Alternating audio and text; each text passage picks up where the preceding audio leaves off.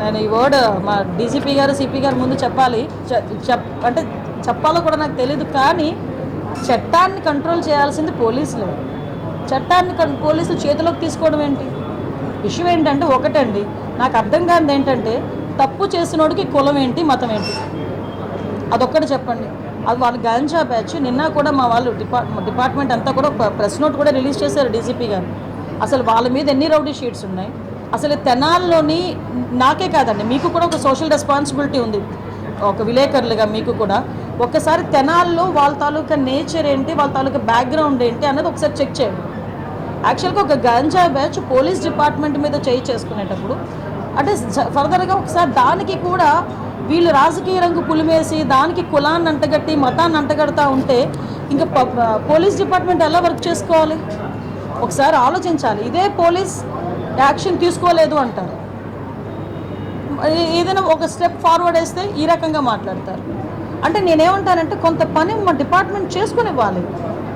అలాగని ఇప్పుడు అమాయకులను ఎవరిని కూడా మేము పడితే, ఇప్పుడు నేను ఒకటే మాట్లాడుతున్నానండి, ఇదే ఇప్పుడు ఎక్స్-సీఎం ఇప్పుడు ఈయన జగన్మోహన్ రెడ్డి ఏదేదో మాట్లాడుతున్నారు, ట్వీట్లో ఏదో పడుతున్నారు, రేపు కూడా వస్తారు అంటున్నారు. నేను డైరెక్ట్ క్వశ్చన్ అండి, డాక్టర్ సుధాకర్ అనే వ్యక్తి మాస్క్ అడిగిన పాపానికి నడి రోడ్డు మీద రెక్కలు విడిచి చొక్కా ఇప్పి కొట్టిన సందర్భం మర్చిపోయారా? మరి ఆ రోజు ఎందుకు మాట్లాడలేదు జగన్మోహన్ రెడ్డి?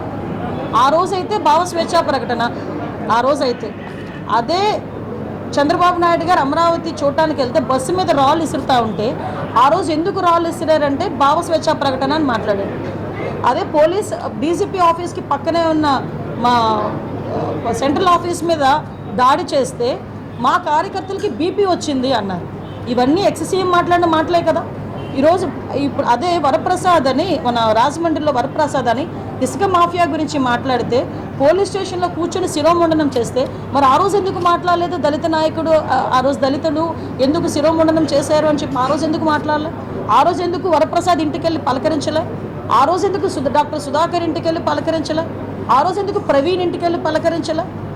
అంటే పులివెందల నాగమ్మ అనే అమ్మాయిని చాలా బ్రూటల్గా హత్య చేస్తే మేము వెళ్తే మా మీద అట్రాసిటీ కేసులు పెట్టారే. మరి పులివెందల నియోజకవర్గంలో నాగమ్మ ఇంటికి ఎందుకు ఆ రోజు జగన్మోహన్ రెడ్డి వెళ్ళే?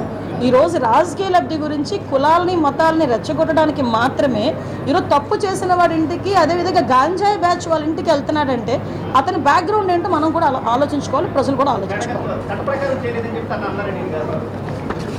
చట్ట ప్రకారం ఏం చేయాలన్నా పోలీసులకే చెల్లుతుంది. ఏ పోలీస్ అయినా చట్ట ప్రకారమే చేయాలి, చట్ట ప్రకారమే చేస్తారు, చట్ట ప్రకారమే చేస్తున్నారు. Okay, thank you.